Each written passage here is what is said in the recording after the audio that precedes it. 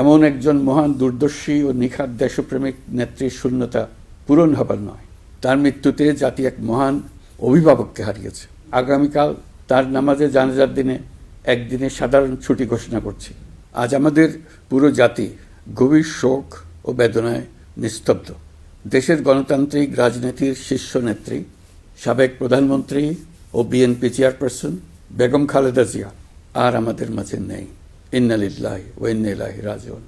বেগম খালেদা জিয়ার ইন্তেকালে আমরা গভীরভাবে শোকাহত ও মর্মাহত।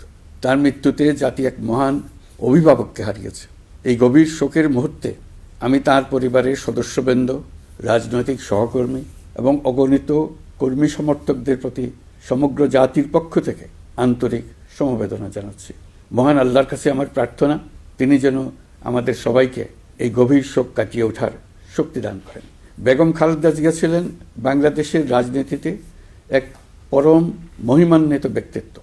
গণতন্ত্র, বহুদলীয় রাজনৈতিক সংস্কৃতি এবং জনগণের অধিকার প্রতিষ্ঠার সংগ্রামে তার অসামান্য ভূমিকা ইতিহাসে অম্লান হয়ে থাকবে। স্বৈরাচার ও ফেসিবাদের বিরুদ্ধে তার আপসহীন নেতৃত্ব বারবার জাতিকে গণতন্ত্রহীন পরিস্থিতি থেকে উত্তরণের পথ দেখিয়েছে এবং মুক্তির প্রেরণা জুগিয়েছে। দেশ ও জাতির প্রতি তার সমুজ্জ্বল অবদান জাতি চিরকাল শ্রদ্ধার সাথে স্মরণ করবে।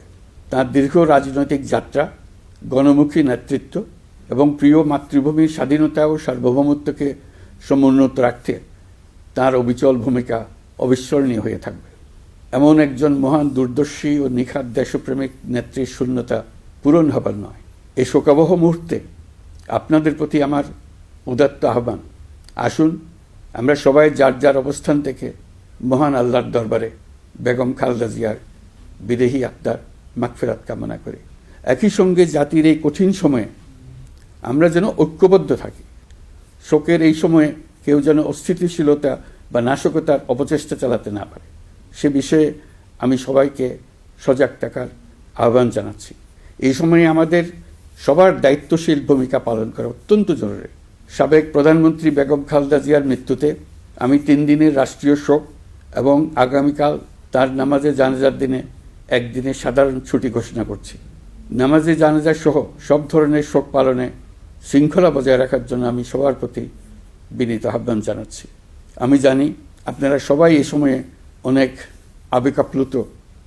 আমি আশা করছি শোকের এই সময়ে আপনারা ধৈর্যের পরিচয় দেবেন এবং তার জানাজা সহ সকল আনুষ্ঠানিকতা পালনে সংশ্লিষ্ট সবাইকে সহযোগিতা করবেন।